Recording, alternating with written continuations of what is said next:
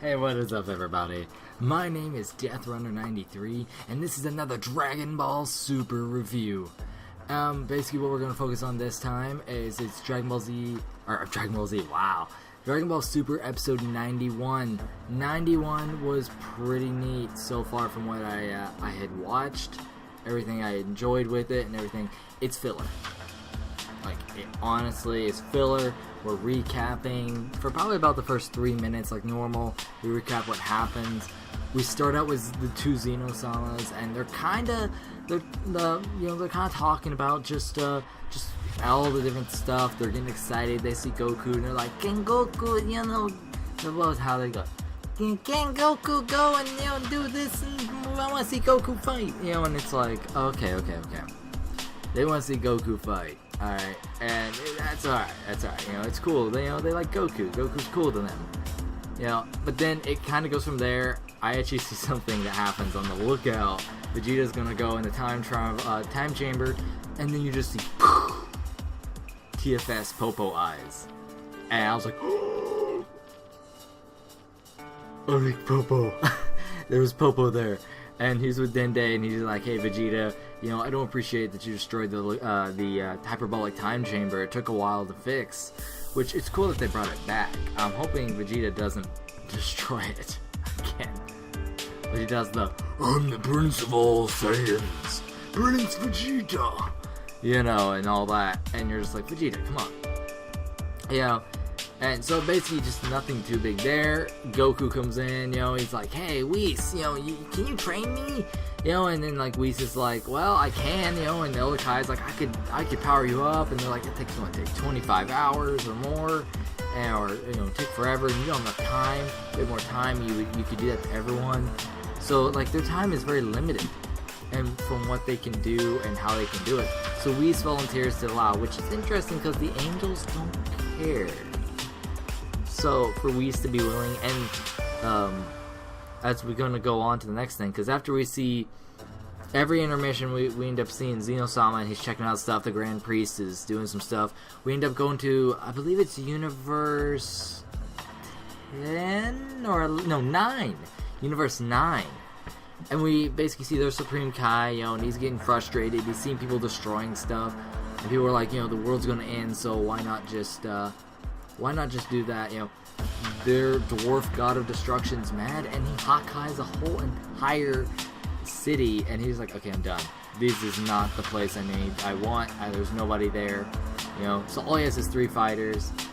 His angel is really emotional and getting very frustrated by this. So even though the angel has nothing to worry about, he's frustrated. So I'm curious if there's a little bit more to this than meets the eye. Like, to be honest, that's what it feels like. But fast forward a little bit, Xenosama he's talking about, we're checking out the universe, I believe it's 6, and I'll memorize them all. And you see Frost, and he's sitting there. He's been running away since the last tournament and all that, and he's freaking out because he sees in the shadows are the only Hit, and Hit is like, he's like, "Hello, Frost, how you doing?" And he's like, "Hit? No! Oh, this is not good. I did not want to die." And Frost basically pulls out, he starts fighting Hit, pulls out, like, all of his, poison needles and the spikes and everything else, and he's going after. Finally, Frost's just like, "Hey, I don't want to die, but I guess I have no choice in the matter." And Hit's like, "I'm not here to kill you." The God of Destruction came in, he's like, "Hey, we need you, and it looks like you have become a lot stronger." Frost is like, "Okay, what other choice do I have, to be honest?" So, we go through that. We go through Roshi being Roshi, and he asks Poir to be a bunny girl for him, which I think Roshi's just prepping because he's like, "I need to get over my, my pervert nature so that I can fight the women here." But then what he's gonna do when he sees all these women fighters. Roshi's gonna go ham, he is, and so that's interesting. Like, you could see Poir as a bunny girl. I guess there's some fan service going on there. Like, she punches Roshi like across the freaking building, like Poir, DBZ logic, one of the other things left is Goku's going to Whis. He's training with Whis. Pulls out the old-fashioned Goku, you know, and just biting down and everything. Whis is like, that's so primitive, you know, but there's nothing, you know, it can do. That's just how Saiyans fight, you know. And Goku's like, I'm not gonna have that happen again, you know. And we end up also seeing a bit of that very same universe that we'd seen before, Universe 10, I believe, and kind of seeing their force there, and they're building up everything, figuring things out. They're fighting bad guys, so these guys are good guys, which is interesting, you know. And so it's a rough thing to see that these guys are good guys, but due to the situation, they're bad, I guess. But we have other universes, and one of them, there's this beautiful girl, you know, that, you know, they're making out to be green hair, everything else, big pink dress. You know, like you know, and she has like a magical girl transformation, and she ends up becoming like that larger woman who was in the trailers and everything. I was not seeing that come at all. I mean, it was a twist, and I'm kind of okay with it. It's a bit different, you know. But, you know, she's doing like the whole heart thing and all that stuff, and she's like, you know, face the love. And, you know, and so she'll be an interesting fighter too. Like, it's just so much here. Xenosama's excited. He's ready. And the Grand Priest's like, you know, some of them are having trouble. Give them time. So, I can't tell if the Grand Priest is bad or if he's just keeping people busy. But pretty much the only other things that we got is we go to Universe, I believe it was 11, and we basically see just all this, you know, those weird Hercule-esque characters are doing an exercise video or something, and they're like, this is good promotional stuff, and I feel sorry for Gowasu, but nothing you can do. But we do get to see a little bit more fan service of that adorable little loli of an angel, so I think we're okay with it. But as all things do with plot twists and everything, Bulma comes in, is on a phone call, and she's like, I better tell everyone, Boo is out of commission.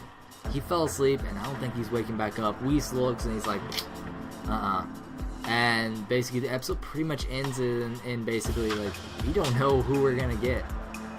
And Beerus is like, crap. So they leave on a high note, I guess you would say, but I kind of expected no less from Boo, but then I really wanted to see Boo fight. You know, he was Super Boo basically, he's all thinned out.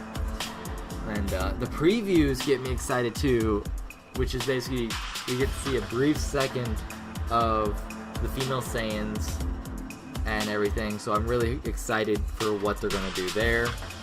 And whoever could replace Boo, it's not like, you know, it's not like it was like a golden fella or anything. Who knows, right? But just make sure you keep an eye out and everything else. I'm super happy from what I'm seeing so far with Dragon Ball Super. It is really freaking sweet. There's so much to it so far. This is filler, so I'm not going to cover too much, but basically the next episode should be the one that we really need to keep our eyes out for. So thank you so much for watching. I hope you enjoyed this kind of little review. I think this episode could be better than others, but it's just basically showing everybody who, you know, some of the fighters and kind of going across. So it's good to see Frost. It's good to see who that one girl is. It's good to see, you know, Hit again and what all the universes are doing. I'm hoping that Zamasu or Goku Black or something happens. We need some good villains in this, like, come on. But anyway, thank you so much for watching. Love you guys. See you in the next review.